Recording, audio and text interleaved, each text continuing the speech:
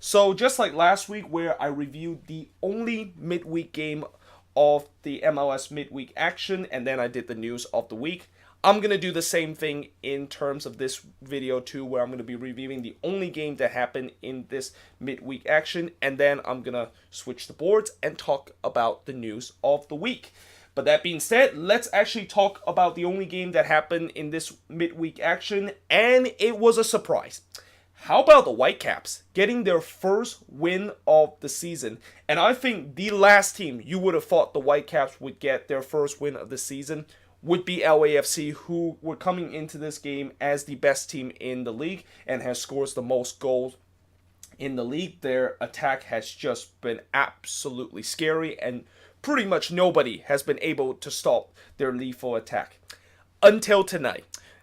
And how about the Whitecaps defense tonight? I mean, they absolutely shut down this LAFC attack. Carlos Vela and Diego Rossi, both of them were combining 14 goals coming into this game, and both of them are playing very well on the attack, especially Carlos Vela, just having an MVP level kind of season earlier in this MLS season. Well, tonight he was pretty much invincible, and I don't think those guys really left LA in this game because I didn't even think that they were even on the pitch. That's how quiet they were in this game. And, as much as I will go on and on talk about how this is kind of like a big surprise and this is one of the biggest upset that we had so far this season, in some way I kind of are not surprised with the fact that the Whitecaps play very well in this game because, as I mentioned in the preview, Marc Dos Santos is facing against the team that he of course assisted, and that we've seen time and time again where whenever there is an assistant taking on his master, usually that assistant and that apprentice usually would get the win. And, with Marc Dos Santos knowing a lot about this LAFC team because he was there for a whole year as an assistant, something tells me that he's going to find a way and find a good tactics to be able to stop this LAFC attack and also get out of here with all 3 points. And boy, the tactics that he used in this game were absolutely spot on. Now, to be fair, LAFC, they, despite the fact that they did have most of their attack in the starting 11, they were trying to rotate in terms of the defensive end and in terms of the midfield. But at the same time, they still have a good attack.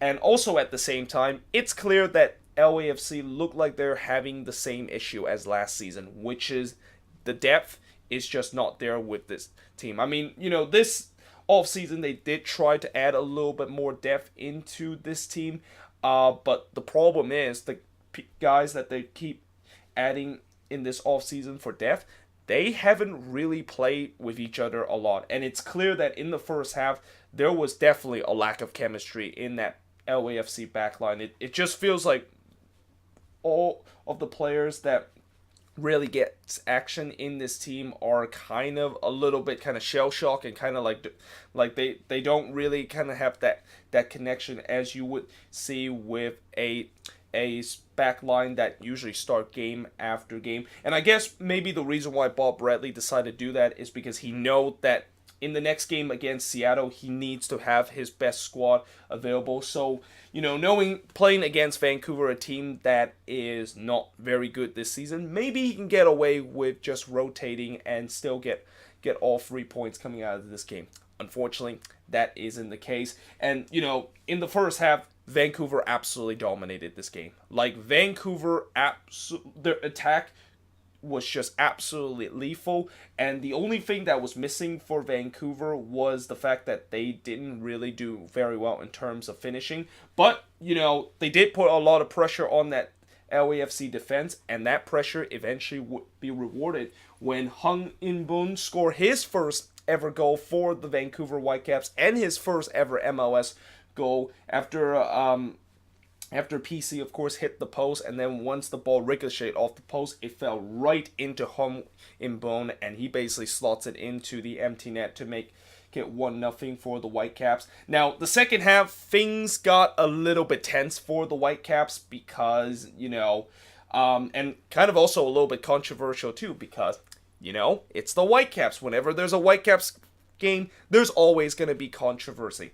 Okay, I kind of want to stop making that joke. I think Whitecaps fans going to hate me for keep making that kind of a joke and keep making that analogy. But, Hung In Boon, the goal scorer, he actually took out Diego Rossi as Rossi was on a break, and he kind of took him out really kind of nastily. And in some way, he kind of lifted his foot kind of almost to the thigh of Diego Rossi, and obviously it looked very kind of sinister, and a lot of LAFC fans want him In Boon to get sent off, but I think he knew what he was going to do, and we've seen it before. Whenever there's a breakaway, a lot of defenders or midfielders decide to do a tactical foul in the midfield so that it basically stopped the promising attack, and in this case that's what exactly Mbone did. Now, if he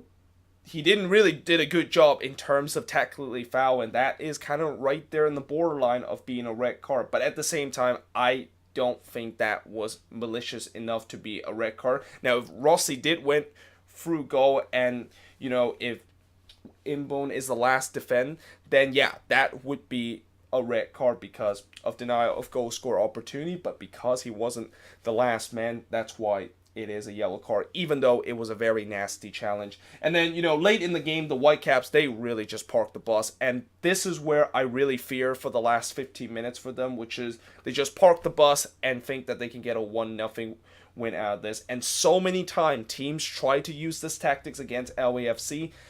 LAFC basically just takes advantage of it.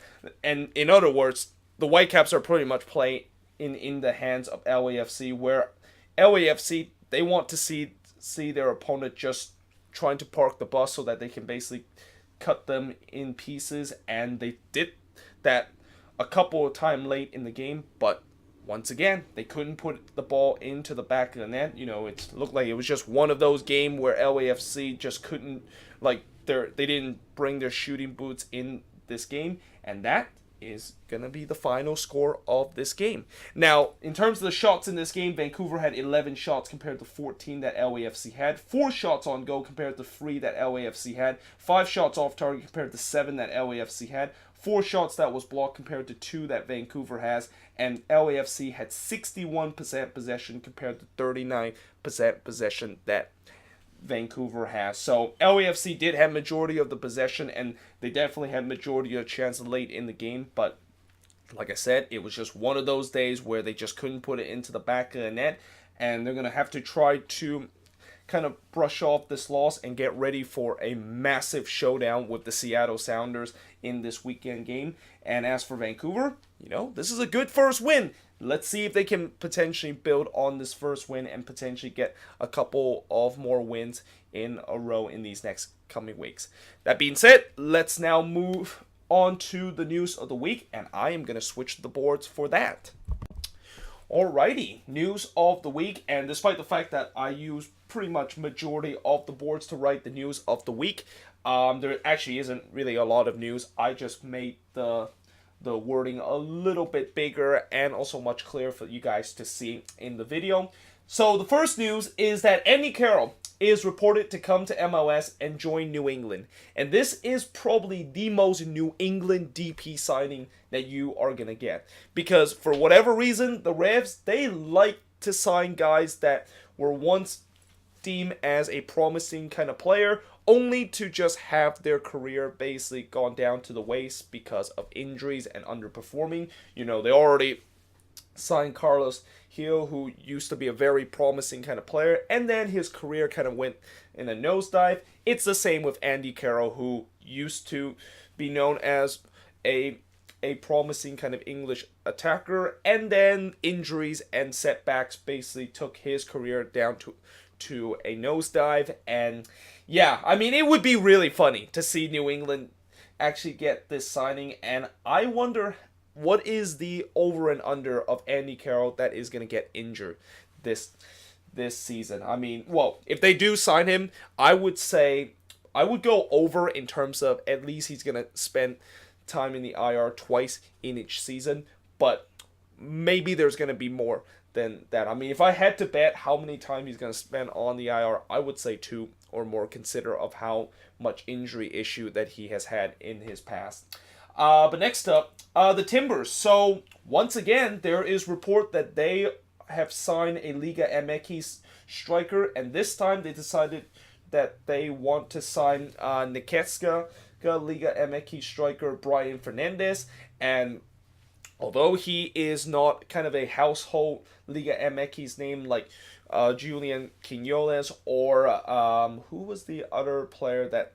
Oh, I forgot there was another player that they were going to try to sign from Tigres, but unfortunately they failed to do. But yeah, the Timbers, they are definitely desperate to sign a DP kind of striker. I mean, it's been kind of like in their back minds ever since the beginning of the season, and knowing how bad things have gone for the Timbers, they know that they're probably not even going to wait till the summer transfer window, and that it is now the time that they are going to try to get their DP striker.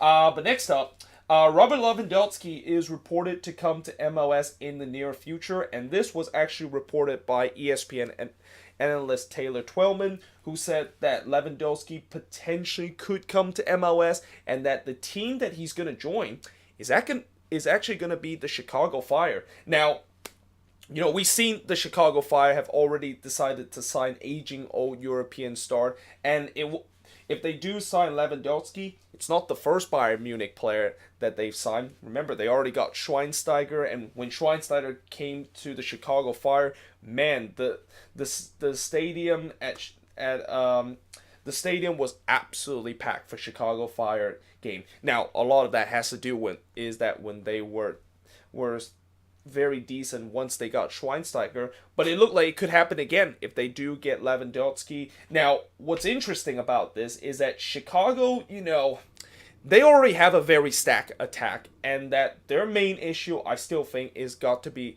the defensive end. So if you had Lewandowski, yes, it's going to make the attack even more clinical, but you don't really need him. And keep in mind, I think last year there was also an article on MLSsoccer.com that talked about Lewandowski potentially coming to MLS, and that his wife actually said that he wants to go to LA and want his husband to finish his career in LA.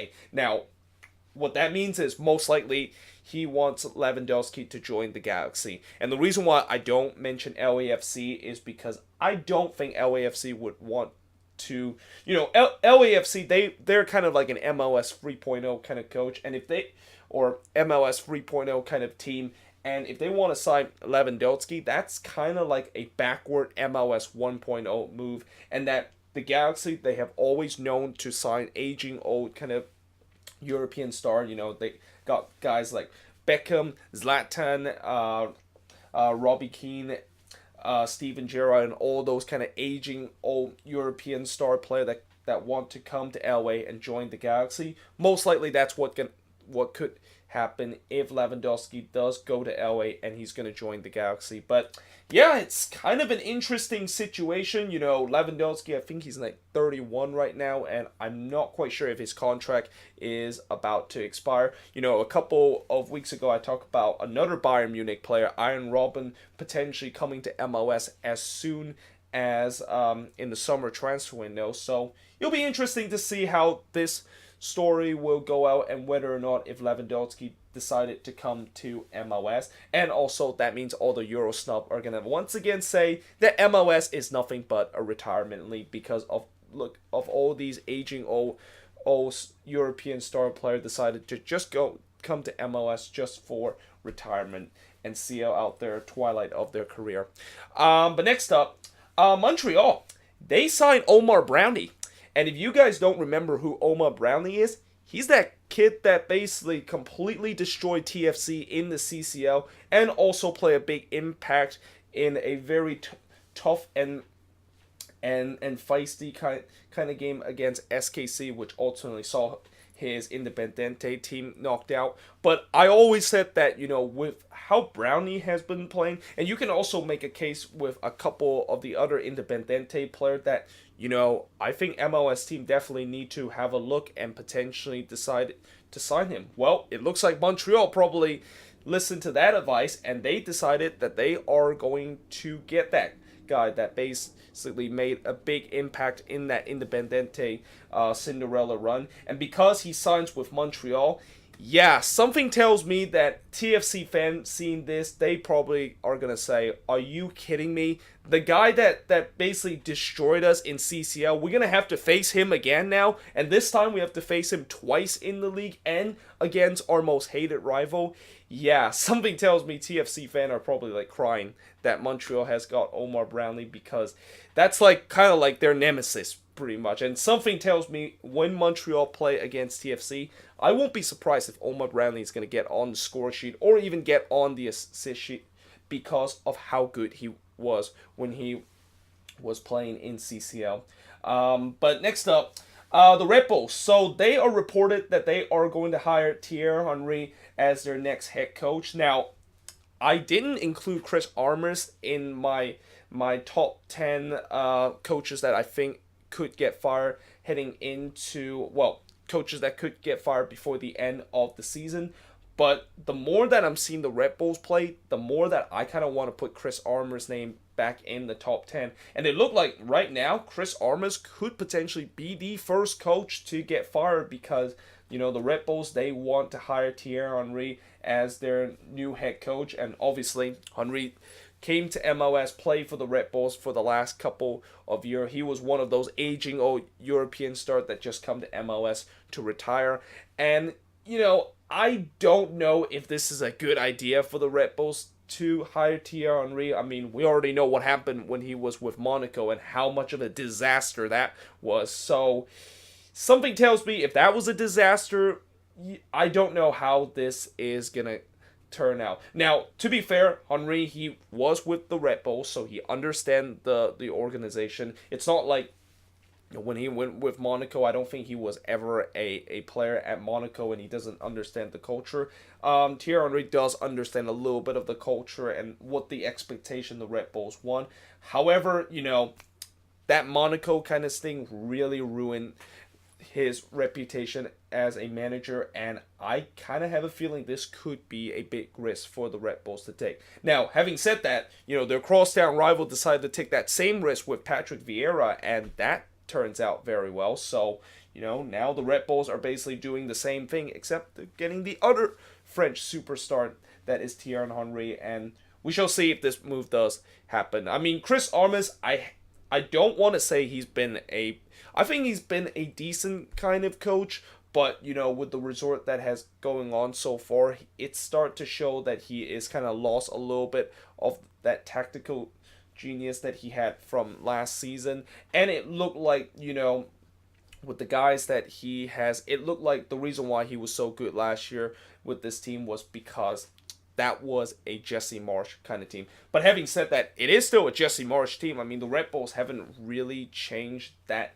much, except they're still bringing those academy players. But all of a sudden, I think this year, the Red Bulls, in past year when they bring those Red Bulls 2 kind of academy player into this team, the team still wins. But now it seemed like they're bringing some of these academy players and they are not making the same impact as they did last season. So yeah, we shall see how this story will continue.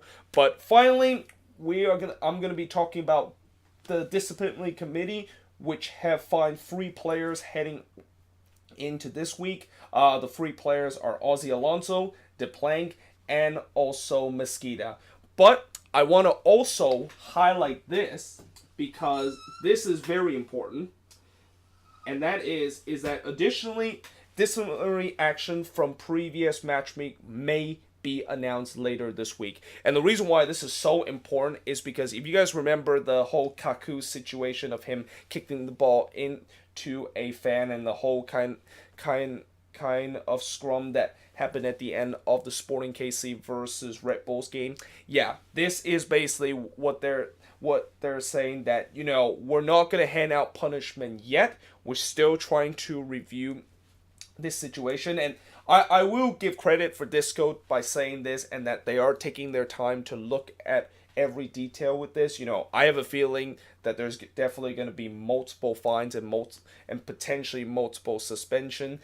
But yeah, until when that, of course, is announced, I'm actually just going to do a individual video talking about this and talking about how many games did Kaku actually get for kicking the ball into the stand and hitting a fan, and also if there are any more additional suspension and fine leading up to, well, after that whole incident that leads up to a scrum. But, you know, the 3 players that got fined this week, well deserved. I mean, Ozzy Alonso basically put a hand on Tinnerholm. Well, he kind of shoved his hand into the neck of Tinnerholm, and anytime when you touch an opponent head or your neck or even your face, yeah, that is an automatic fine from Disco. And the same goes with the Plank, who, you know, he basically decided to touch the head of Vela, and yeah, that is also an alarm bell saying that, yep, you are definitely going to get fined by that. And obviously Mesquita got caught for simulation, which rightly deserved, because late in the game, you know, I understand he trying to win a penalty so that maybe Colorado can tie the game, but yeah, that was just a clear dive. And so far, all these simulation call are pretty blatant, and there's really no argument to it. But yeah, there you have it. That is pretty much it for the news of the week. Let me know in the comments below what other news of the week I missed. But yeah, hope you guys enjoyed this video, and I will see you guys next time.